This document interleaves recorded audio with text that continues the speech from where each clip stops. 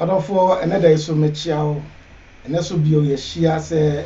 ye bedi ye ho nkomo eye mu nuan mo adamfo ene mo papa ene mo ade nyina sofo boama eni ene so ye da awade aye be pese mo na otwetwe nkobo kakra se de taye ne da no na ebebo obode se obetimi ahye ede ama onua bia na omo no so ne sa aka message no ebi yede wo YouTube so enti bomode se ene so obetimi subscribe na ene so watumi anya bi Christ Life TV that's all Christ Life no small letters na nyina ebom na the TV no ato so na obehu se the whole Christ Life TV fefefe na also watimi ahwe bi your friend sofo boama said the medical no waka no the telephone number 07944048463 yo UK abuchimamu na yo London Chrome ana yo bro no a your friend second town so nti se opese oni ehia na edi nkomo na ye bo mpaye na hu Nyankopɔ tumi so a eno so no betima fresh number kro no a na ye bedi nkomo bebre ene topic be na mpese ye dwene ho na ye di ho nkomo anigye e ka so obi ani agye a ense menu anom na fofo mote ase pa anigye ya de a eho hia ma onipa bia wasase so efise ye nema mienu wona wani ntanje no otai di areho onipa wono anya anigye o mo abrabom no omotai edi areho na Nyankopɔn oboye no so mpese enipa ewrebe ho nemo opese yani eje eno ti senkamitu fa meka se ya taima wani nje pa aya ma wani nje efise anigye eboa onipa bia na anigye no otumi nyini che onipa bia na ni eje no otumi enya ahoden nti anigye de ehu hia pa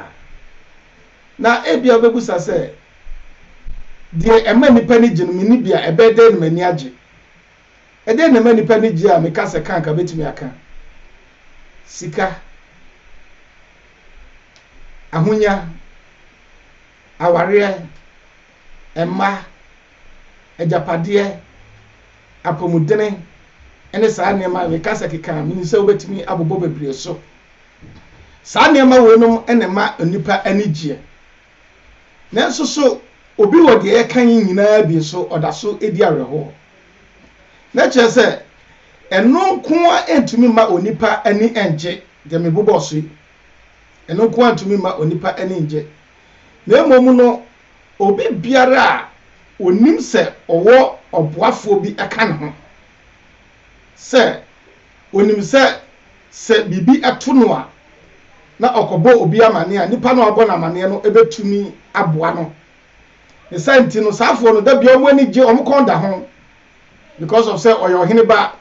because of say owodibre because of say onim obi a asam to no a obo na amane safo no ani je pa omo kamafo no omo a asam to omo a omo obi o mbekama no safo no ani je esanti epese oso unya sa anigye no a bi se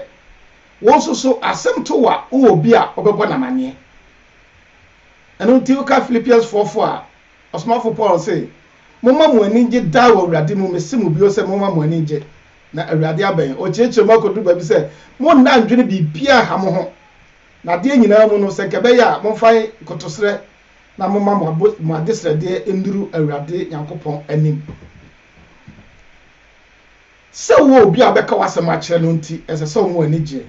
se Nyankopɔn ewo wafanti ese se wo ma wanigye efri se problem bia wona mu no ono ko ene betimi asolve wo say your problems bi wo a wo ye de be untumi solve na ahwe a eno nti wo ba dwena the more wo dwene ni nyina no na wabrabo ekofom the more wo dwene nyina na wo sori wo dia so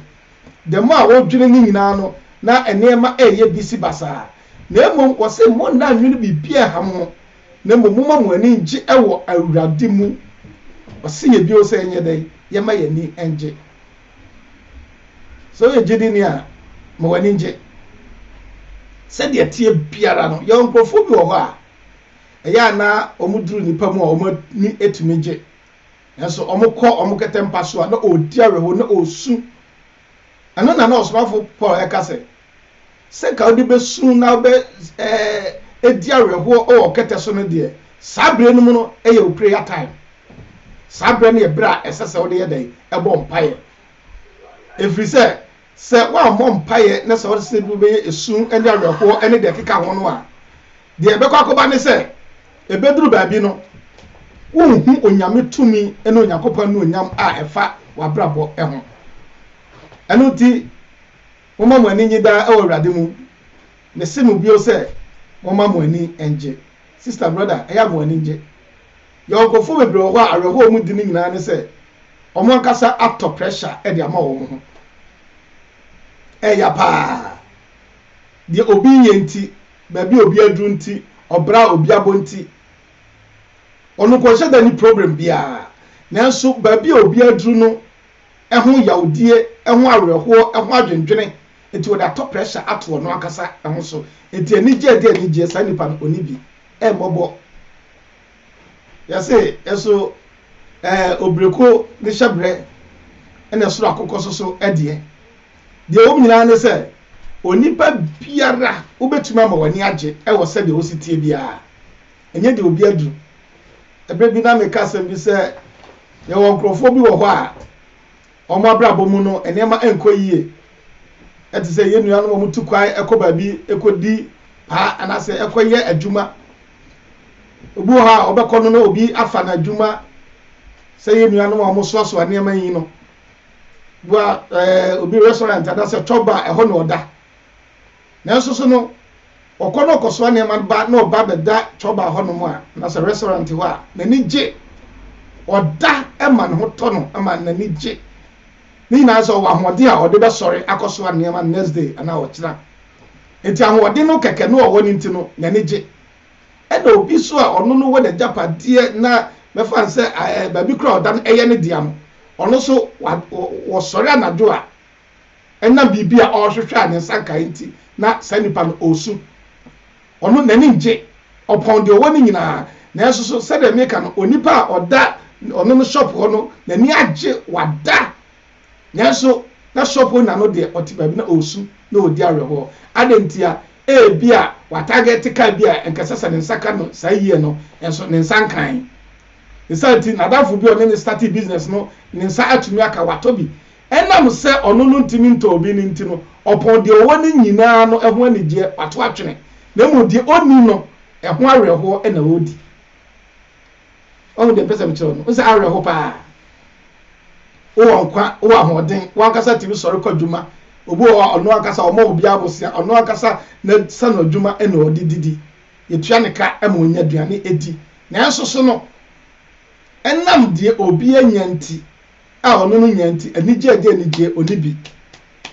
ɔsɔre a na ɔdi awerɛhoɔ na ɔsu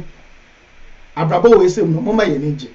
deɛ ɔwɔ bia mo wani ngye ho sɛ duru pɛpɛ so bi sɛ Nyankopɔn ɛde bi ɛka ho a ɔde bɛka ho deɛ ɔtie bia wobɛtumi ama w'ani agye sɛ wowɔ bi sɛ wonni bi anigyeɛ yɛ ade a ɛho nya sɛ woyɛ nyamesom ni a ma w'ani ngye ɛdi awerɛhoɔ da ɛnsere ɛwɔ nipa mu na nkɔtena kokoam na nsu ɛni awerɛhoɔ kokoam hɔ no deɛ sɛ woyɛ ne sɛ wobɛbɔ mpaeɛ ebe bibi si w'ani so nsa nkan ebia bibi da wakoma so nsa nkan ɛsɛ sɛ woyɛ mpaebɔfoɔ ɛni awerɛhoɔ da because awerɛhoɔ no ɛmfa deɛ ɔhwehwɛ no ɛmma esum ɛne adwendwene no ɛmfa deɛ ɔhwehwɛ no ɛmma bisɛnti na ɔsomafo Paul ɔka sɛ moma mo ani ngye daa ɛwɔ Awurade mu na mesa se mo bio sɛ moma mo ani ngye bere bi na meka sɛ waa na atimi sɔre na afa watare hyɛ a ɛno nko ano mo ani ngye because obi da yaresa bi a obi na ɛde atare hyɛ no ne ho gu hɔ a ɛno ansɛ ne ho gu hɔ ɛso bi a wɔn pem dɛmɛ di ɛto anim ne sɛ ma w'ani ngye ɛwɔ abrabɔ mu ma w'ani ngye bɔ mmɔden sɛ w'ani bɛtumi agye de wo bia mo ani gye ho de woni no enkoto ho pressure emfa nto ho so obi dwa nanum mi wo we ma ewe mi ti say ma ewe say no na wo nduru ho a na no nti u di awe ho e wa bra watade ba ko to bi de hye wo mpa bo ba ko to bi de hye e bia na kro wa bra bo na okọ nimpa na enso de wo sene woni nti wo de ohaw bi abeto ho so